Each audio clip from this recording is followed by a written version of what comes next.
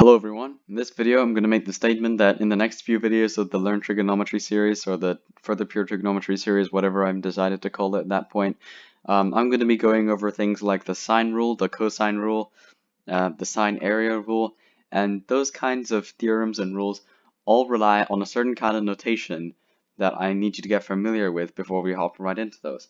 And this kind of notation is the way that mathematicians will label their triangles in order to problem solve them more effectively. And the gist of it is that basically, for any triangle you have,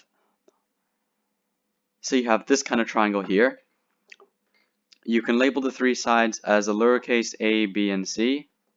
And for a right-angled triangle, the convention is that the hypotenuse is c, but for any other triangle, it doesn't really matter. It's just normally the longest side is c, I guess. And then, so your three sides are going to be lengths A, B, and C. And then your three angles are going to be labeled capital A, capital B, and capital C. And angle capital A will be the opposite angle to side A. Angle capital B will be the opposite angle to side B. And angle capital C will be opposite to the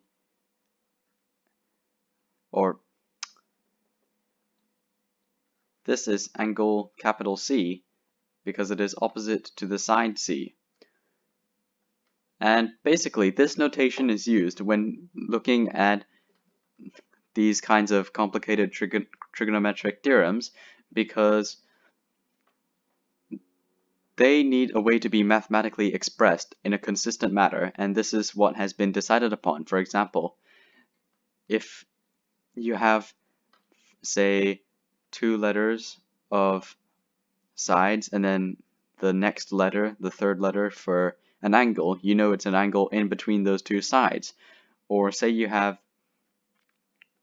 the letter for both a side and an angle, you know that these are going to be the side and angle opposite each other. So this is useful in these few rules because they're all like mathematical formulas, kind of like a is half ab sine c, c squared is a squared plus b squared minus 2ab sine z, and so on. There are a bunch of rules that you're going to get to learn, especially to do with the sine and cosine functions in just a few moments. Like when I release the next few videos, this is what I'm going to be going over.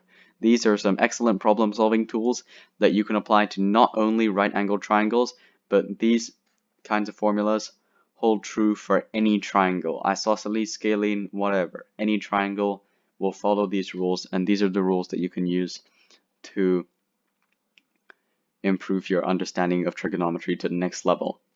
Alright, so I'm really excited to take you through those, and I'm very enthusiastic for this.